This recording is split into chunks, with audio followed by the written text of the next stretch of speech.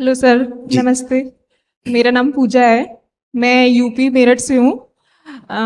Sir, मैंने आपको basically 3 साल पहले सुनना शुरू किया था और सर आपने बचा लिया। मतलब मुझे लगता है कि मतलब मेरी फैमिली एक बेसिकली गांव से आती है, बिलोंग करती है, जिसमें कि माना जाता है कि लड़की 20 की हुई कि शादी कर दो।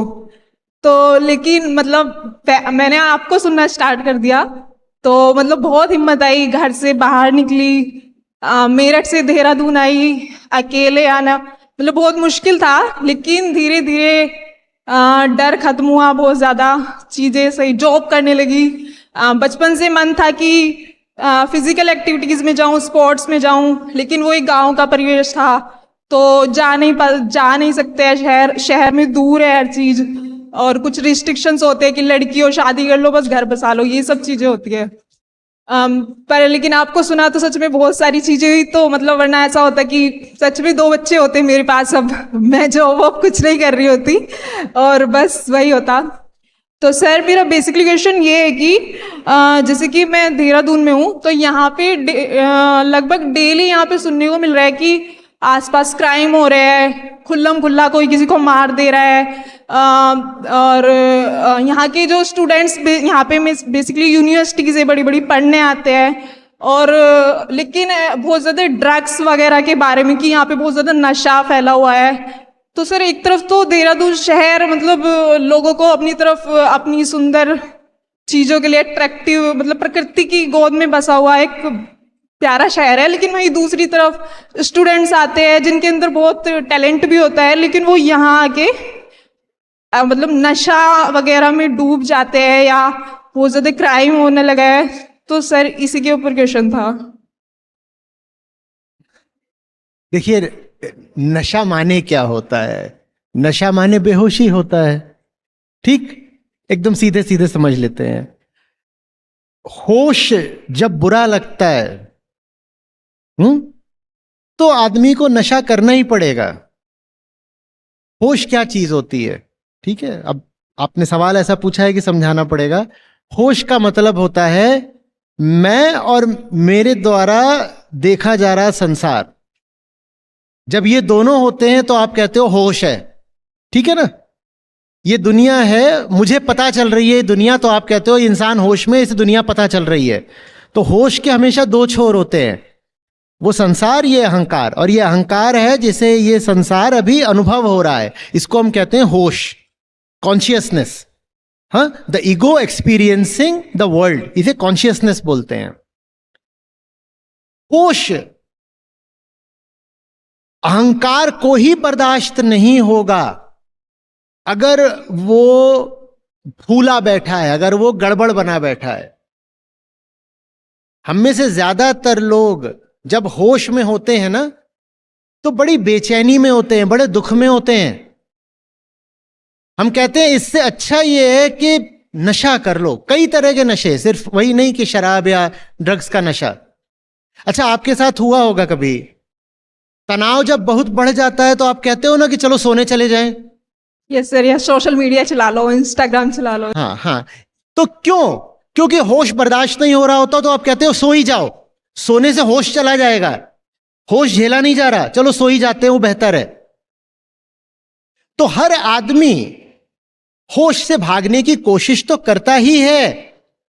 क्यों करता है? क्योंकि हमने अपनी जिंदगी ऐसी कर ली है कि उसमें होश में रहने का मतलब होता है दुख में रहना। तो आदमी फिर बेहोशी की तरफ भागता है। बेहोशी सोने से मिल सकती है, इंस्टाग्राम से मिल सकती है, शॉपिंग से मिल सकती है, फास्ट ड्राइविंग से मिल सकती है, मूवी देखने चले गए उससे मिल सकती है, गॉसिप कर ली उससे मिल सकती है, या फिर सिगरेट शराब जो भी आप और करना चाहते हो नशे, उससे मिल सकती है। नशे की जरूरत ही इसलिए पड़ती है क्योंकि हमारी जिंदगी गड़बड़ है। नशे की जरूरत इसलिए पड़ती है क्योंकि जिसको हम अपनी होश की हालत कहते हैं, वो होश की हालत ही गड़बड़ है। क्योंकि हम अपने होश के केंद्र में होते हैं और हमने ही अपने चारों तरफ अपने लिए दुख और बेचैनी का जाल बुन रखा होता है। तो फिर आप नशे की ओर भागते हो क्योंकि ये जाल बर्दाश्त नहीं हो रहा, आप फंस गए हो इसी में। जैसे कहते हैं ना कि कई बार मकड़ी अपने ही जाले में फंस जाती है, वैसे ही अहंकार जो अपने चारों तरफ संसार रचता है उसी में फंस जाता है। अब कहता है जिया नहीं जा रहा, जिया नहीं जा रहा, तो कहता है चलो किसी तरह का कोई नशा करते हैं। कोई पावर का भी नशा करता है, कोई प्रसिद्धि का भी नशा करता है, हर तरह के नशे होते हैं। धर्म के भी नशे होते हैं कि जिंदगी में कुछ नहीं है तो चलो तीर्थ कराते हैं, हर तरह के नशे होते हैं। इतने तरह के नशे करने से बेहतर यह नहीं है कि जिंदगी सुधार लो। जिंदगी जब तक गड़बड़ रहेगी नशे की जरूरत पड़ेगी ही पड़ेगी। अब एक जवान आदमी है, आप युवाओं की, स्टूडेंट्स की बात कर रहे हो, उसके पास इतनी ऊर्जा है और उसके पास इतना समय है, उसके लिए आगे जिंदगी पूरी खुली पड़ी हुई है, पर वो कुछ जानते ही नहीं कि वो कौन है और उस ऊर्जा का, समय का, जिंदगी का करना क्या है। तो वो घबराता है, उसे तनाव होता है, उसे समझ में नहीं आता मैं हूं कौन, मैं जिंदा क्यों हूं और मुझे आगे करना क्या है, मैं अभी भी जो कर रहा हूं मैं क्यों कर रहा हूं। और उसे कोई जवाब नहीं मिलते अपने इन सवालों के। ये सवाल जो है उसको होश में खाने लग जाते हैं, तब वो किसी तरह के नशे की ओर भागता है। ज्यादातर लोग नहीं करते शराब वगैरह का नशा, ज्यादातर लोग दूसरे तरह का नशा कर लेते हैं कि फोन घुमा दिया और 2 घंटे किसी से बात कर रहे हो, ये भी नशा है। या जबरदस्ती ज्यादा सो रहे हो, ये भी नशा है। या जब भूख नहीं लगी है तब भी खा रहे हो, ये भी नशा है। ये सारे नशे सिर्फ इसलिए हैं क्योंकि ये जो जवानी है उसे सही दिशा नहीं मिल रही है।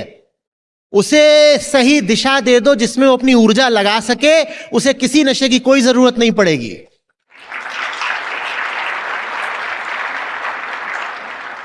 इसीलिए स्कूलों में, कॉलेजों में एजुकेशन ऑफ द सेल्फ होनी चाहिए। कितने ही कॉलेजेस शिकायत करते हैं कि हमारे कैंपस पर ड्रग मेनेस है, ड्रग अब्यूज है, ड्रग्स की समस्या है, क्या करें क्या करें। उसका समाधान करिकुलम में है। इतनी चीजें पढ़ाते हो, मैं कौन हूं यह भी पढ़ाने लग जाओ, कैंपस पर नशे की समस्या कम हो जाएगी।